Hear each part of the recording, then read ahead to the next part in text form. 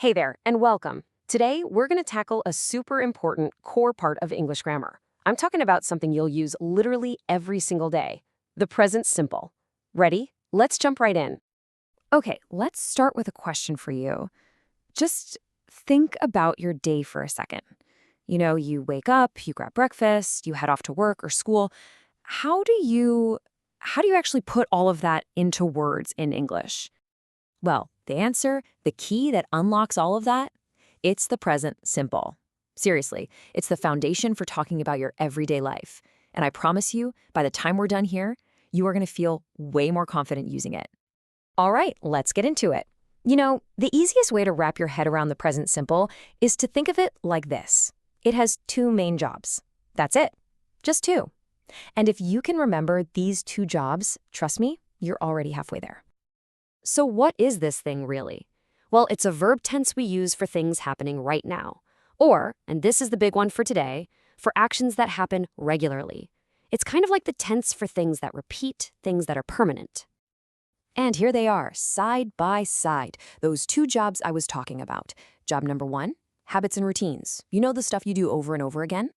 I check my email in the morning. That's a perfect example. And then you've got job number two, general facts and truths. These are just statements that are always, always true, like the earth revolves around the sun. It's the same tense, but doing two totally different things. Okay, that's the theory. But theory is one thing, right? Let's actually see how this works in the real world. I've got 5 super common examples you'll probably hear or even use yourself all the time. First up, a total classic. I drink coffee every morning. See that phrase, every morning? That's a huge clue, right? It just screams habit. This is definitely job number one. Here's another one. She walks to work. This tells us it's something she does regularly. It's her routine for getting there. So yeah, we're still talking about job number one, habits. And let's do one more for habits. They play soccer on weekends. Again, it's a repeated action, something that happens on a schedule. It's just what they do. All right, time to switch gears. Let's look at that other job. Check this out. The sun rises in the east. Now, is that a habit? Not really. It's a fact, right?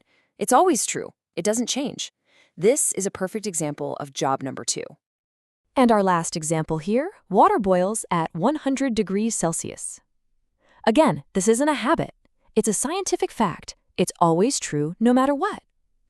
So there you have it, the second job of the present simple, clear as day. Okay, so you've got the two main uses down pat. That's awesome. Now we're going to get to what might be the most important part of this whole thing.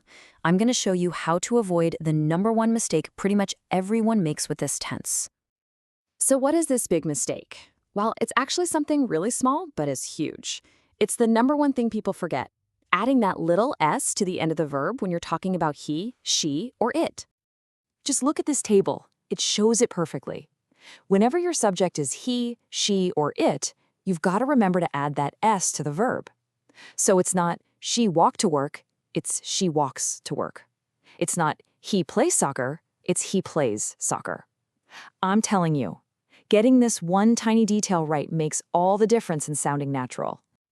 Okay, so you've got the rules, you've got the two jobs, and you know the big mistake to watch out for. We've covered all the theory, so now it's time to make sure this all actually sticks. Let's put it into practice. So let's boil it all down. If you walk away remembering just 3 things today, make it these. Number 1, use the present simple for your habits and routines.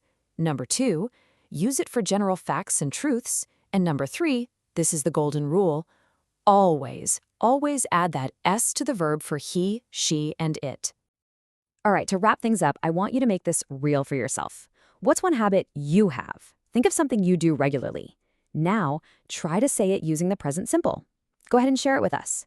Honestly, this is the absolute best way to make sure everything we talked about today really sinks in. Thanks so much for joining me.